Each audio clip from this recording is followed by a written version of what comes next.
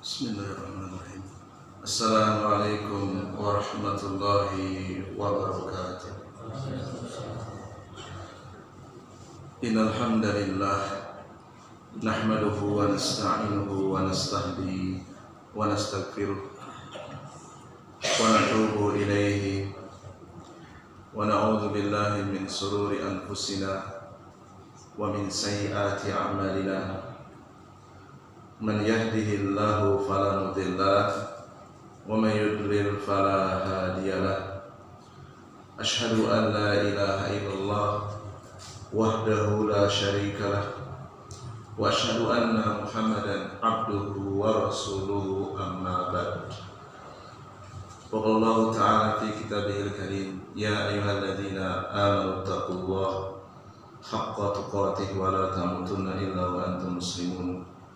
Ya ayuhan nasu taqu rabbakumul ladzi khalaqakum min nafsin wahidah wa khalaqa minha zawjaha wa batha minhuma rijalan katsiran wa nisaa'a wattaqullaha alladzi tasaaluna bihi wal arham innallaha kana 'alaikum raqiba. Ya ayyuhalladzina amanu taqullaha wa qulu qawlan sadida yuslih lakum a'malakum wa yaghfir lakum dhunubakum wa man yuti'illah wa rasulahu faqad faza fawzan 'azima. Wa qala Rasulullah sallallahu alaihi wa ala alihi wasallam, man yuridillahu bi khairin yufaqihu fid din. Wa qala aidan, al-kaisu man dana nafsahu wa amila lima ba'dal mauti. Jamaah salat maghrib Masjid Al-Mukhlisin rahimani wa rahimakumullah. Alhamdulillah, pada malam hari yang penuh berkah ini Allah Jalla Jalaluhu kembali memudahkan langkah kita, memberikan kekuatan kepada kita, hidayah serta taufiknya, sehingga kita masih bisa beramal soleh.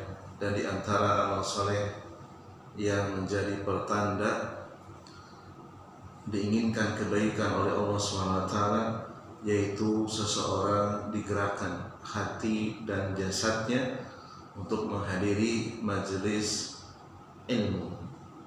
Salawat serta salam semoga tercurah limpahkan kepada suri tauladan kita Nabi Agung Muhammad SAW, dan juga kepada segenap keluarganya, para istrinya, para sahabatnya, dan umatnya yang senantiasa berpegang teguh dengan sunnah-sunnahnya. InsyaAllah ta'ala kita akan melanjutkan kembali pembacaan kitab Hadihi Akidati, inilah akidahku, akidah ahli sunnah wal jamaah, yang ditulis oleh Syekh Abdul Aziz Ar-Razi. Dan ini adalah pokok-pokok sunnah, pokok-pokok akidah, yang mana ini menjadi penentu ketika seseorang, dia adalah muslim, masih berpegang teguh dengan pokok-pokok ini, maka dia masih ahlu sunnah. Di dalam kitab ini tidak dibicarakan tentang seseorang itu mampu atau tidak memanjangkan jenggot, dan juga tidak dibicarakan seseorang itu berpakaian celananya di atas mata kaki atau di bawah mata kaki. Ya. Jadi selama seseorang itu masih berpegang dengan pokok-pokok agama, maka dia adalah muslim ahlu sunnah. Karena sekarang ini bapak sekalian rahimani wa rahimakumullah, banyak orang-orang yang terkena pemahaman khawarij, yang mudah sekali mengeluarkan saudaranya dari sunnah. Gara-gara jenggotnya dipangkas, wah itu bukan sunnah itu. Gara-gara celananya di bawah mata kaki, langsung diponis itu bukan sunnah. Ustadznya bukan ustadz sunnah.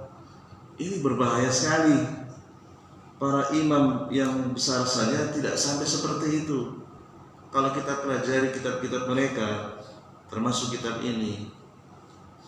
Yang dimaksud dengan ahlu sunnah adalah orang yang masih berpegang kuat dengan pokok-pokoknya, dengan batang-batangnya. Adapun masalah ranting, dia mampu atau belum mampu, itu bukan jadi ukuran. Ya, bahkan sekarang, mohon maaf ya, sedikit beda saja. Wah, Ustadz ini tidak direkomendasikan. Tolong jangan di-post di grup kami. Waduh, ini sudah terjadi, Pak. Terjadi. Jadi kelompoknya lah yang merasa paling sunnah. Walaupun kalau kita jujur-jujuran mau dicek, orang yang seperti itu ternyata kriminal juga. Berani Pak mencuri, mengambil hak orang lain, dan suruh tobat juga nggak mau. Ini kan memalukan, ya kan? Merasa paling sunnah justru malah melakukan perbuatan yang tidak dilakukan oleh pihak yang dituduh bukan sunnah. Ya. Makanya kita penting belajar kitab ini sehingga kita tidak bergampangan mengeluarkan saudara kita dari sunnah. Kata Al-Imam Ahmad, ikhrajun nasi minas sunnah asyad. Bermudah-mudahan mengeluarkan saudaranya yang muslim dari sunnah perkara yang sangat berbahaya. Kalau itu tidak terbukti akan kembali kepada yang menuduhnya. Ya. Ini di Pontianak ini agak lumayan ribet ya. Saya beberapa masjid dikuasai oleh kelompok tertentu misalnya. Kalau sudah dikuasai, orang lain nggak boleh masuk. Jadwalnya dipegang semua. Akhirnya begitu terjadi konflik, terusir semua, nggak bisa masuk sama sekali. Ya karena tadi terlalu bermudah-mudahan mengeluarkan saudaranya dari sunnah. Kalau bukan ustaz dari kelompoknya langsung membelakangi, keluar membelakangi Pak, nggak mau mendengarkan. Ya. Jadi seakan-akan di luar kelompoknya bukan sunnah. Ya, ini adalah sifat-sifat khawarij dan ini sangat berbahaya ya. Baik, berikutnya kita masih melanjutkan tentang keimanan terhadap syafaat sedikit lagi. Wa u'minu bima yulhiku bihadal asli bima yakunu fi barjahi ba'dal mauti min i'adati ruhil mayyiti ila jasadihi idza wudi'a fi qabrihi. Ahlussunnah wal Jamaah meyakini apa saja yang berkaitan dengan perkara akhirat, yaitu diantaranya adalah alam barzah. Alam barzah sudah masuk alam akhirat ya, karena dia sudah keluar dari alam dunia, yaitu kehidupan setelah mati. Ada peristiwa i'adati ruhil mayyiti ila jasadi. Roh mayat itu akan dikembalikan ke jasadnya setelah diletakkan di dalam kuburnya, setelah 7 langkah pengantarnya sudah pergi meninggalkan. Wa fitnatul qabri, ada ujian di alam barzah. Wa na'imuhu, ada juga nikmat di alam barzah. Wa adzabuhu, dan ada juga siksa di alam barzah. Tergantung dari sedikit dan banyaknya dosa, tergantung dari sedikit banyaknya kebaikan. Wa su'alu munkarin wan nakirin, ada juga pertanyaan munkar dan nakir, 2 malaikat lahu fi qabrihi, yang ada di kuburannya. Dia akan bertanya an rabbihi, tentang Tuhannya, man rabbuka, wa an dinihi, mereka berdua akan bertanya tentang agamanya, wa ma dinuka, wa an nabihi, dan mereka juga akan bertanya tentang siapa nabinya, wa man nabiyuka. Orang yang mati membawa tauhid, orang yang mati telah bertaubat dari segala kesyirikan, walaupun mungkin masih banyak dosa-dosa yang ia pikul, maka atas izin Allah dia bisa menjawab. Ya. Wa man rabbuka radiyallahu wa ma dinuka dinil Islam wa man nabiyyuka nabiyul Muhammad. Ya. Namun orang yang mati dalam keadaan belum bertobat dari kesyirikan, la adri. Ya. Kuntu sami'tu syai'an fakultu, aku belum pernah mendengar kata itu waktu di dunia, pernah mendengar ucapan la ilaha illallah Muhammadur Rasulullah. Fakultu, aku pun ikut-ikutan dulu, tapi sekarang di alam barzah dia mengatakan la adri, karena mati masih membawa dosa syirik. Wa futiha babun minal jannati, bagi orang yang meninggal dalam keadaan bertauhid itu akan dibuka oleh Allah pintu dari surga. Ya. Jadi di alam barzah bagi seorang mukmin ini adalah kesenangan karena dilihatkan surga, dibuka itu satu pintu.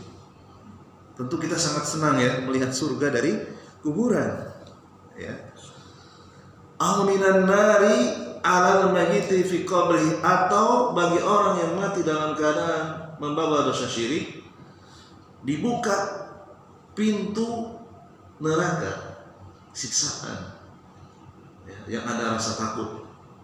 Wa annal qabra, dan sesungguhnya kuburan bagi orang yang bertauhid raudhatun min riyadil jannati, taman surga, indah, betah, lebih mewah dari dunia. Ya, lebih mewah dari rumahnya di dunia yang megah, rumahnya yang beton, yang ada sofanya, kasurnya empuk. Taman surga. Ya. Au hufratun min hufarin nar, atau bagi orang-orang yang mati dalam keadaan masih melakukan kesyirikan, alam barzah itu adalah lubang di antara lubang-lubang neraka. Kama sabata bidzalikal ahadisu as-sahihatu, dan banyak sekali hadis-hadis yang menjelaskan hal ini. Di antaranya hadis yang dikeluarkan Imam Ahmad, Ibnu Hibban tentang keadaan mayit di alam kubur. Terkait dengan syafaat, syarat-syarat syafaat, seseorang itu akan mendapatkan syafaat di alam akhirat. Ya. Yang pertama, yang memberi syafaat berdasarkan penjelasan para ulama yang didukung oleh dalil-dalil dari Al-Quran dan Sunnah, yang bisa menyalurkan syafaat adalah orang yang dipilih oleh Allah. Bisa para nabi, para rasul, bisa juga para malaikat, bisa para wali, para syuhada, para siddiqin, orang-orang yang mati syahid, dan secara umum hamba-hamba Allah yang soleh. Kemudian yang kedua, orang-orang yang dipilih oleh Allah tadi bisa menyalurkan syafaat setelah ada izin. Dalilnya surat Al-Baqarah 255. Bahkan disebutkan dalam kitab Syarah Qawaidul Arba, sampai-sampai Rasulullah SAW sendiri di akhirat nanti tidak bisa menyalurkan syafaat kecuali setelah ada izin dari Allah. Jadi kalau di dunia ini kita minta syafaat kepada Nabi agar kita diselamatkan dari api neraka, itu belum bisa, mohon maaf, belum bisa, karena Rasul sendiri harus menunggu izin. Kapan izinnya? Nanti di padang mahsyar. Ya, nanti di padang mahsyar. Rasulullah adalah orang yang pertama kali dibangkitkan. Kemudian Rasulullah sujud memuji Allah sampai ada suara dari langit, irfa ra'saka,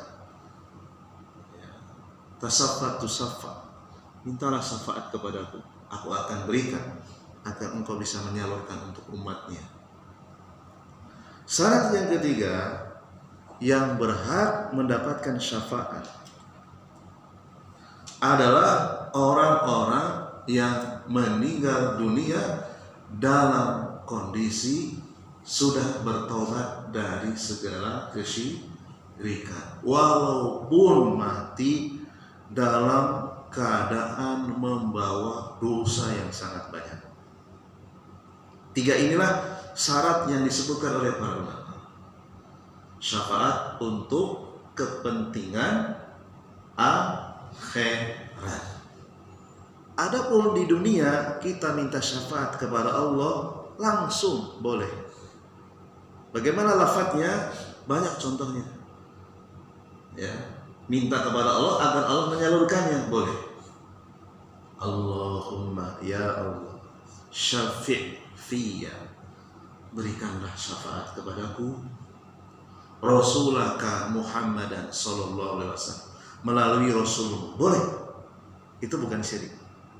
Karena maf'ul bihnya, objek yang dimintai itu siapa? Allah. Allahumma syafi' fiyya malaikatak. Boleh. Ya Allah, berikan aku syafaat melalui malaikat-Mu. Allahumma syafi' fiyya ibadatas sholihin. Boleh. Allahumma syafi' fiyya auliya'ak. Yang tidak boleh itu ya Rasulullah syafi' fiyya. Nah, itu syirik. Wahai Rasulullah, berikan aku syafaat. Itu tidak boleh. Ya, tidak boleh seperti itu. Kalau diganti berjamaah, Allahumma syafi' fina. Ya Allah, berikan kami syafaat. Karena mintanya kepada Allah. Kemudian di antara secara umum saya sebutkan jenis-jenis syafaat. Yang pertama, Nabi Muhammad memberikan syafaat kepada orang-orang yang bertauhid yang mati dalam keadaan dosanya lebih banyak daripada kebaikannya di padang mahsyar. Kemudian calon penghuni surga agar masuk, ya, tadinya di depan pintu supaya dia cepat masuk, diberikan syafaat. Yang ketiga, syafaat yang khusus diberikan oleh Allah melalui nabinya kepada pamannya. Tapi syafaat di sini khusus, syafaat hanya untuk meringankan yang harusnya dimasukkan ke dalam neraka yang jurangnya dalam, tetapi mendapatkan syafaat dimasukkan neraka yang bagian atas. Itu pun tidak bisa keluar. Ya, hanya diletakkan batu di bawah telapak kaki Abu Thalib dan otaknya mendidih.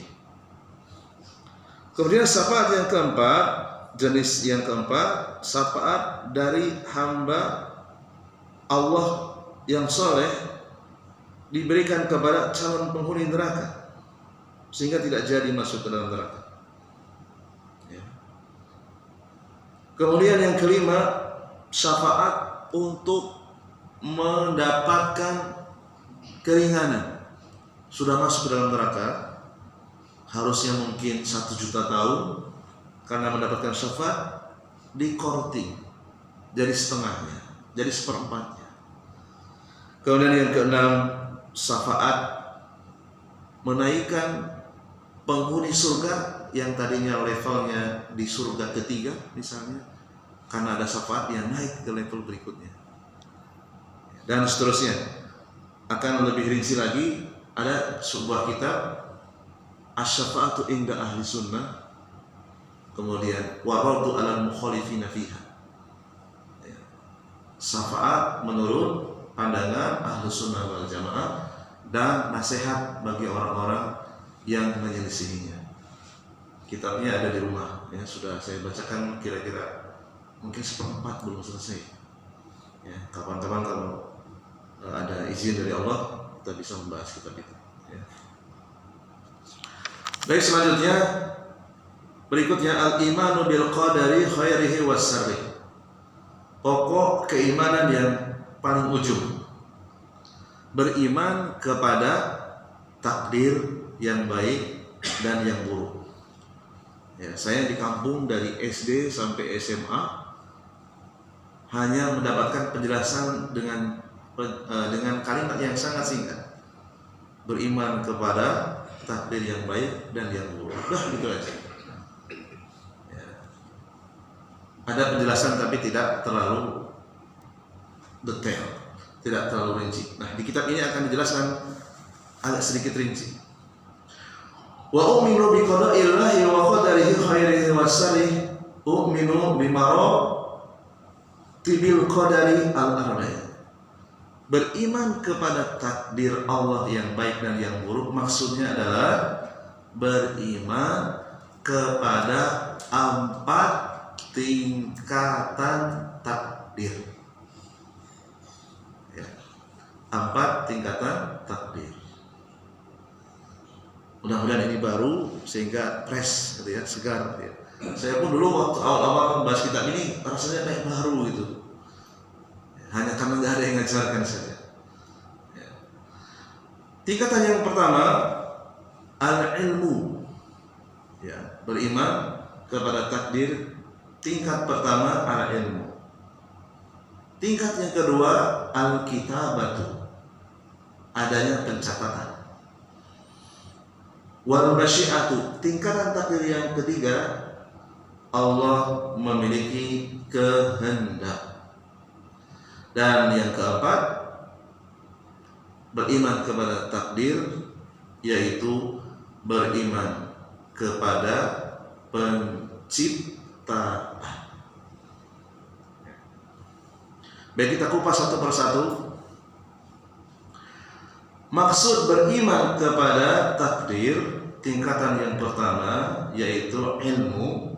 Maksudnya adalah u'minu bil ilmi wa anna Allah alima al asya'a qabla kauniha fil ajali.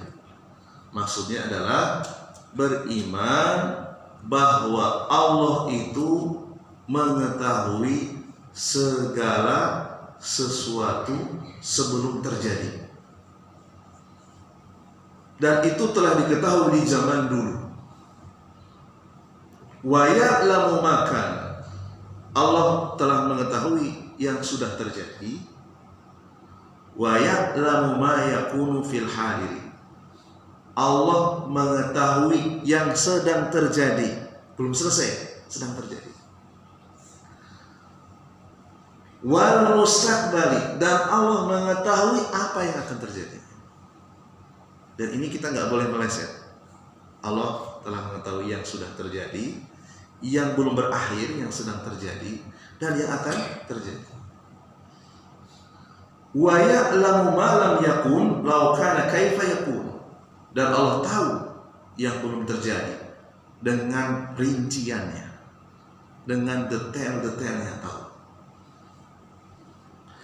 Kalau Allah Ta'ala dalilnya banyak. Di antaranya Al-Baqarah 231. Wattaqullah, dan bertakwalah kepada Allah. Wa'lamu, ketahuilah. Annallaha, sesungguhnya Allah, bikulli syai'in, terhadap segala sesuatu, alimun, maha tahu. Segala sesuatu ini maknanya tadi, yang sudah terjadi, yang sedang terjadi, belum selesai, dan yang akan terjadi.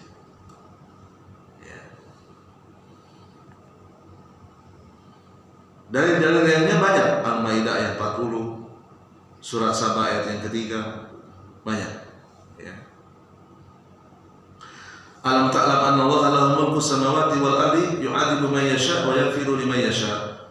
Tidakkah engkau tahu sesungguhnya Allah memiliki kerajaan langit dan bumi? Allah sanggup menyiksa siapa saja yang Allah kehendaki dan sanggup memaafkan kepada siapa yang Allah kehendaki. Dan Allah ala kulli syai'in qadir. Allah Maha berkuasa atas segala sesuatu. Itu penjelasan tentang beriman kepada takdir tingkat pertama, yaitu ilmu. Yang kedua, beriman kepada takdir tingkat yang kedua. Apa yang kedua?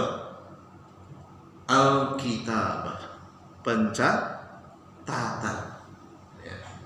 Wa uminu bil kitabi wa anna Allah kataba kulla syai'in fi dzikri wa huwa al-lawhul mahfuz. Beriman bahwa Allah telah menulis segala sesuatu di dalam kitab yang bernama, apa nama kitabnya? Lauhul Mahfuz. Alima al-asya'a kullaha. Allah tahu segala sesuatu dan semuanya dicatat, ditulis. Allah itu memiliki makhluk namanya pulpen, al-qalam. Al-qalam itulah yang diperintah oleh Allah suruh menulis. Ya. Apa saja minad dawati, benda-benda baik yang bernyawa atau yang tak bernyawa. Wasifati, lengkap dengan sifat-sifatnya. Ya. Entah dia padat, gas atau cair.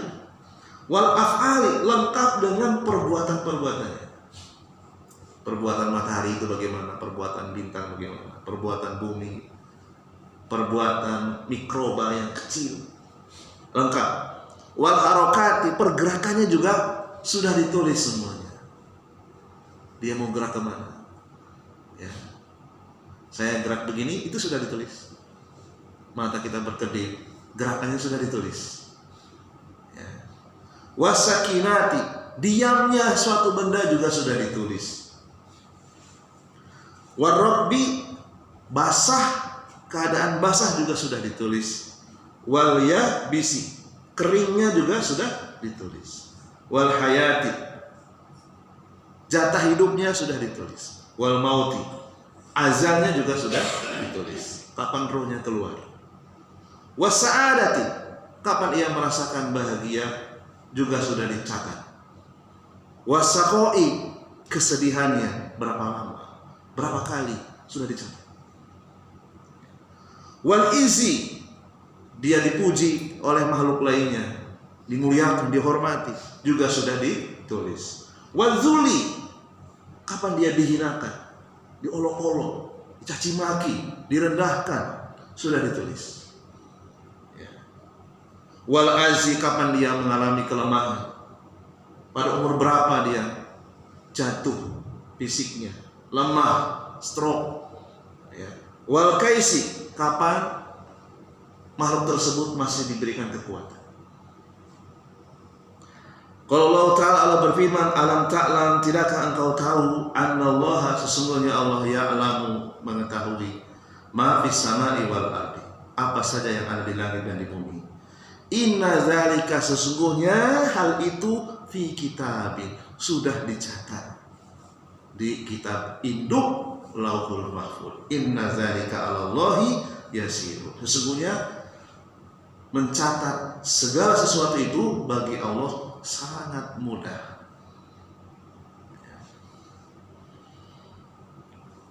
Surat Al-Hajj ayat 70. Dalil yang lainnya Al-Hadid ayat 22. Ma asaba min musibatin fil ardi. Apa saja musibah yang menimpa seseorang fil ardi, di bumi, musibah yang terjadi di bumi, wala fi anfusikum, atau yang terjadi pada diri kalian, illa fi kitabin, melainkan semuanya sudah ditulis. Min qabli an nabra'ah, sebelum kami mentakdirkannya. Inna dzalika 'alallahi yasir, sebenarnya hal itu mudah bagi Allah. Dan masih banyak dalil-dalil dari Al-Quran, di antara surat Al-An'am ayat 59. Kemudian dari hadis Nabi yang dikeluarkan Imam Muslim dalam kitab Al-Qadar nomor 2653. Kataballahu maqadirul khalaiq, Allah telah menulis takdir-takdir makhluknya qabla an yakhluqa, sebelum Allah menciptakan as-samawati, langit-langit, wal arda, dan bumi. Kapan? Bi khamsina alfa sanatin, 50.000 tahun sebelumnya. Ya. Qala, pada saat itu, arsyuhu alal ma, Sebelum langit dan bumi diciptakan 50.000 tahun, Arsy sudah Allah ciptakan lebih dulu. Dan Arsy itu di bawahnya ada samudra air. Di bawah samudra air baru alam semesta. Hadis sahih dikeluarkan Imam Muslim. Kemudian berikutnya dalil tentang pencatatan Yunus ayat 61, Yasin ayat 12. Bisa dibaca sendiri ya. Tingkatan yang ketiga, beriman kepada takdir, yaitu Allah memiliki iradah, memiliki masyiah, memiliki kehendak ya. Wa anna Allah arada kulla syai'in fi hadzal wujud. Allah memiliki kehendak terhadap segala sesuatu, terhadap makhluknya. Wa annahu la yaqa'u fil mulkillah ma la yuridu. Apa saja yang tidak Allah kehendaki tidak mungkin terjadi. Dan sebaliknya, fa masyaallahu kana, apa yang Allah kehendaki pasti terjadi, tidak akan meleset. Wa ma lam yasha' lam yakun. Apa yang tidak dikehendaki tidak mungkin terjadi.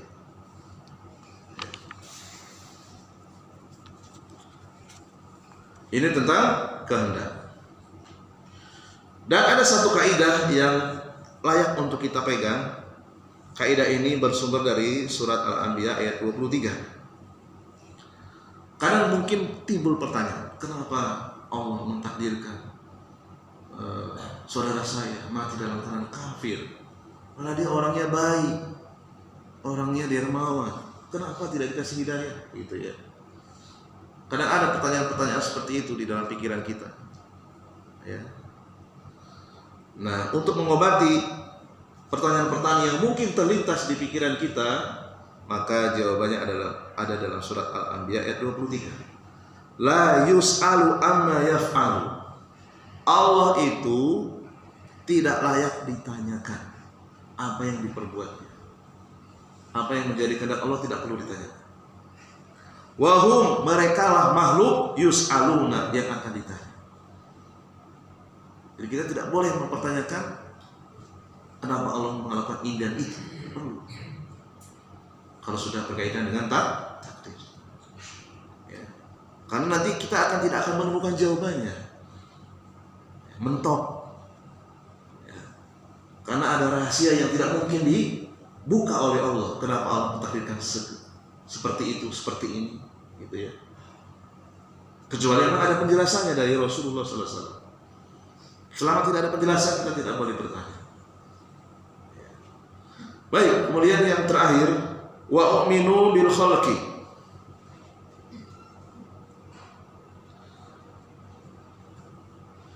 Beriman tingkatan yang keempat, beriman kepada takdir tingkatan yang keempat. Wa u'minu bil khalqi wal ijadi wa anna Allah khalaqa kulla syai'in fi hadzal wujud. Beriman bahwa Allah telah menciptakan segala sesuatu.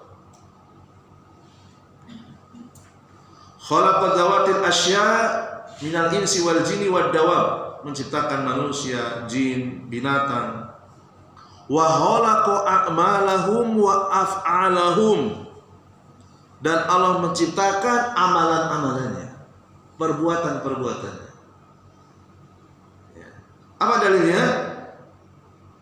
Dalilnya surat Al-A'raf ayat yang ke-11. Allahu khaliqu kulli syai'in, Allah menciptakan segala sesuatu.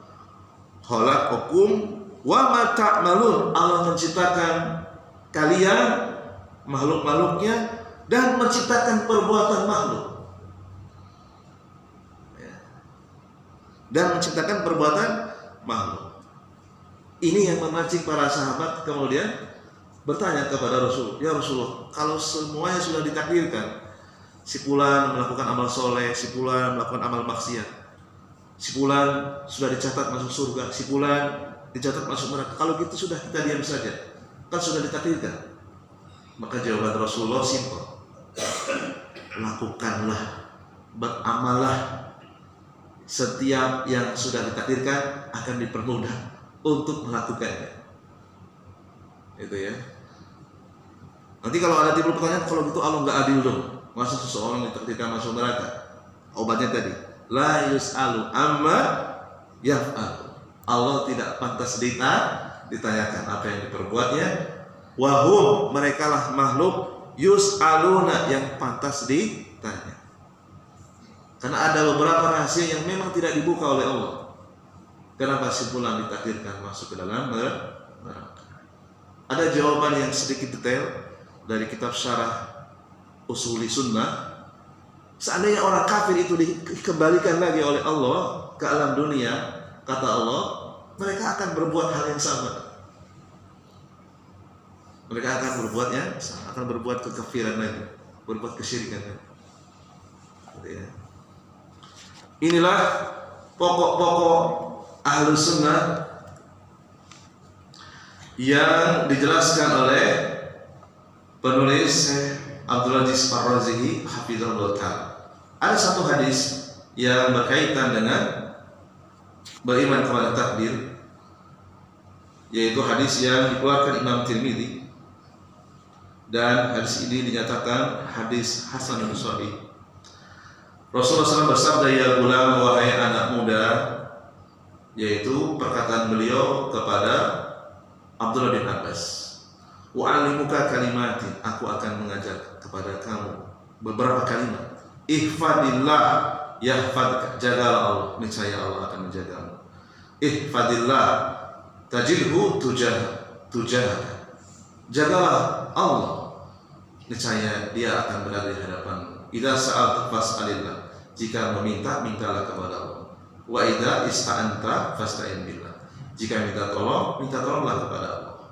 Wa'lam, ketahuilah, annal ummata, seandainya seluruh manusia, lau istama'at ala an yanfa'u, berkumpul akan memberikan manfaat kepadamu, bisyai'in, sesuatu, lam yanfa'uka, mereka tidak bisa memberikan manfaat kepadamu, illa bisyai'in qad kataballahu laka, kecuali memang sudah dicatat oleh Allah untukmu. Walau istama'u ala an yadurruka, dan seandainya seluruh manusia berkumpul hendak memberikan bahaya kepadamu, bisyai'in, sesuatu, lam yadurruka illa bisyai'in qad kataballahu alaika, tidak akan bisa membahayakan kamu kecuali memang sudah dicatat. Rufi'at al-aqlam, pena sudah diangkat. Wa khafat as-suhuf, lembaran-lembarannya telah kering. Artinya takdir sudah dicatat. Bahkan ini yang bisa kita bacakan, mudah-mudahan bisa menambah keimanan dan ketakwaan kepada kita, kepada Allah SWT. Dan inilah pokok-pokok sunnah, pokok-pokok akidah. Selama kita berpegang dengan pokok-pokok ini, insya Allah kita masih ahlu sunnah. Mungkin itu dulu yang bisa kami sampaikan. Kurang lebihnya mohon maaf, barangkali ada tanya jawab. Kita tutup dulu. Subhanallah wa bihamdika, asyhadu an la ilaha illa anta, astaghfiruka wa atubu ilaik.